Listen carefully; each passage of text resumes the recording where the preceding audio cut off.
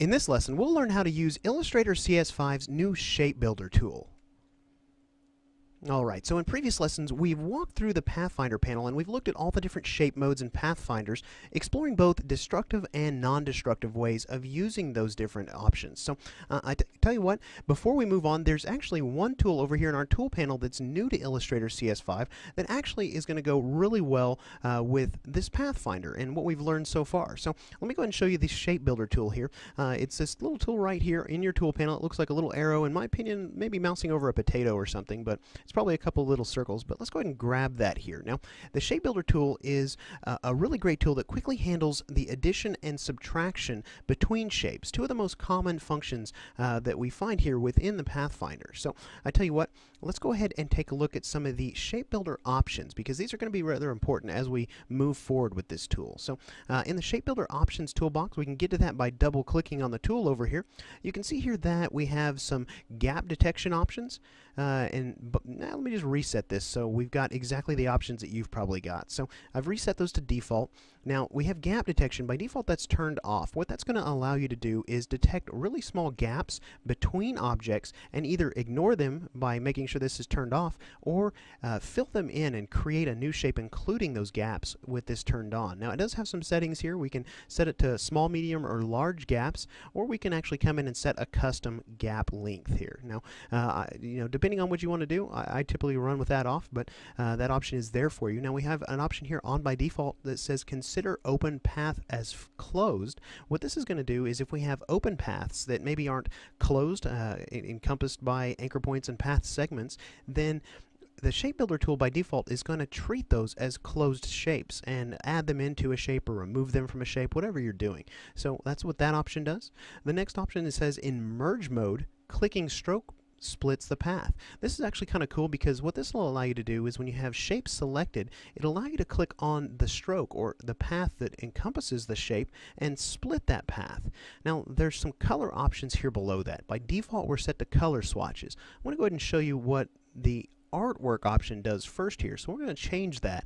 And below that we have some highlighting options for our tool, both the fill and the stroke. When it's editable, we can highlight both of those, and we can choose the highlight color. Let's just leave those be right now. So we'll hit OK on this and jump back over here to our artboard, and we've got these basic shapes here, and I'm actually getting kind of bored with these shapes, but let's go ahead and just move these around, see if we can create a little bit more interesting composition here that maybe provides us with some better opportunities to merge some of these. So I'm just going to kind of drag these shapes around, just no particular order, making an interesting composition that we can merge together, we can remove shapes from, just something a little bit unique. So now you can see here that I do still have my frame edges revealed, and I also have my smart guides turned on. That's what those little green options are, if you don't know what the smart guides do. So they're helping me line objects up with other objects, and you can actually turn those on by hitting Control U on your keyboard, or you can actually find the option to turn those on up here under the View drop-down menu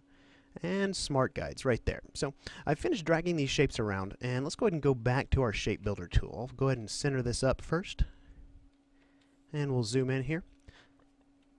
Alright, great. So hitting Shift M, switching back over to our Shape Builder tool, and let's go ahead and just select some shapes. I'm just going to hold down Control and draw a marquee selection around some of these shapes, and that's quite a few. Let's not select quite that many right now. Let's just select these. So you can see here, if we zoom in, we can see all the different parts of these shapes and where their edges are. Now, the Shape Builder tool, just by mousing over the various parts, we can highlight the faces in between the paths, the overlapping paths. So you notice here there's no change in the cursor as we hit the stroke, but if we look at our cursor, we have a little plus sign next to it. That means that we're going to add shapes together by default. Now, this selection probably isn't a good example. Those are all three the same color. Let's select a little different area right here. So now we've got some different colors to work with. So remember here, by default, we actually change the color setting to, we're going to use the colors in our artwork. So this works in a very specific way.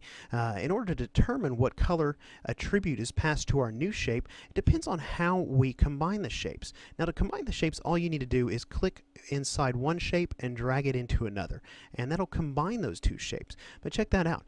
We've colored that in that light red color, but what's determined that? So let's go ahead and run through the specifics of how color is determined using colors in the artwork. So notice we clicked here in the first shape and we drug it down here to this second shape. So by default, the very first thing that Illustrator is going to look at is where you first click your mouse. If there's a color attribute where you first click your mouse, that attribute is going to be passed on to this next shape right here. Now let's talk about a situation where maybe there's not a color attribute.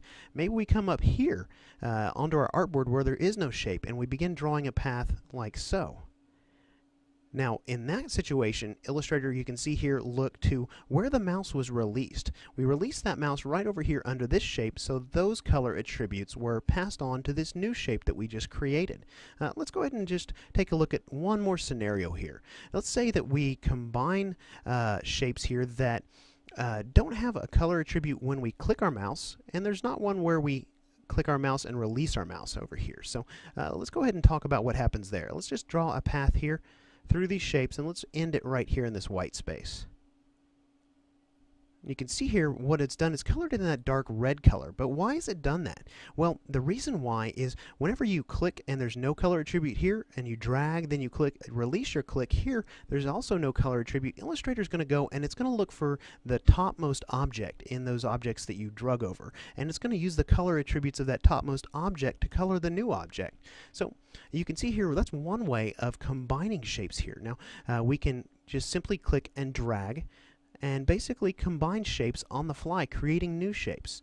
Now, let's say we want to subtract shapes. That's actually also very, very easy with this tool. All we need to do is actually hold down our Alt key. You can see here the Alt key changes the mouse cursor to a minus sign. So let's go ahead and say we wanted to subtract these two shapes right here. I'll go ahead and click and drag between those, and those get removed from the shapes there. So very easy way, just like adding shapes together, we can click and drag to remove shapes. Now we can also just click on individual areas. Maybe we want to remove this one. We can just hold down our Alt key, click and remove, click and remove, and click and remove. So you can see that not only can we click and drag, but we can click individual pieces within this selected shape and just remove those from the composition. But wait, there's more. There's actually another way. Let me go ahead and just deselect that here. And let's come in and make a larger selection. I'm going to come in and hold down my Control key and select all these shapes right here.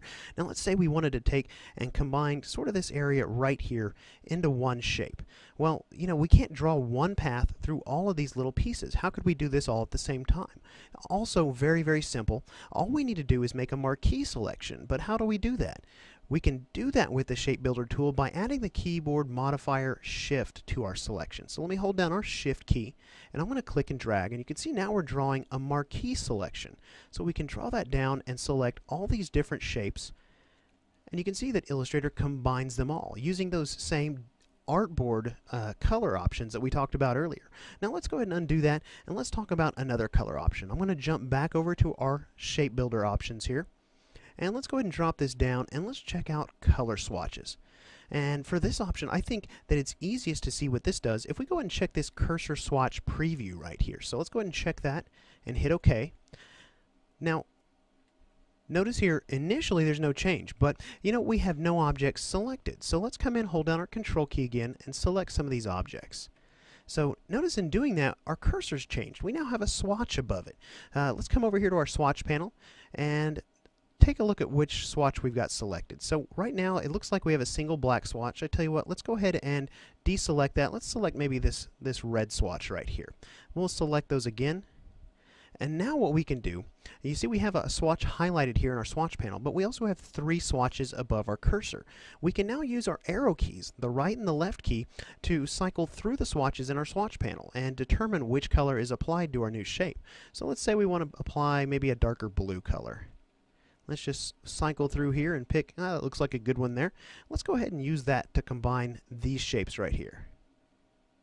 And you can see it's just that simple to use new colors to color your artwork using the Shape Builder tool. All right, with that said, we now know how to use the Shape Builder tool here in Illustrator CS5. So up until now, we've been using very simple shapes to learn how to use these tools. But you know, in the real world, you're probably not going to be using these tools in the Pathfinder panel on just some squares and some ellipses here like this. You're probably going to be building a complex logo that has unique situations presented to you within that logo and opportunities to use these tools. So I tell you what, in the next lesson, we're going to pick up where we're leaving off here, and we're going to begin working on a logo and seeing how we can both use our Pathfinder panel and our Shape Builder tool to help us complete a logo.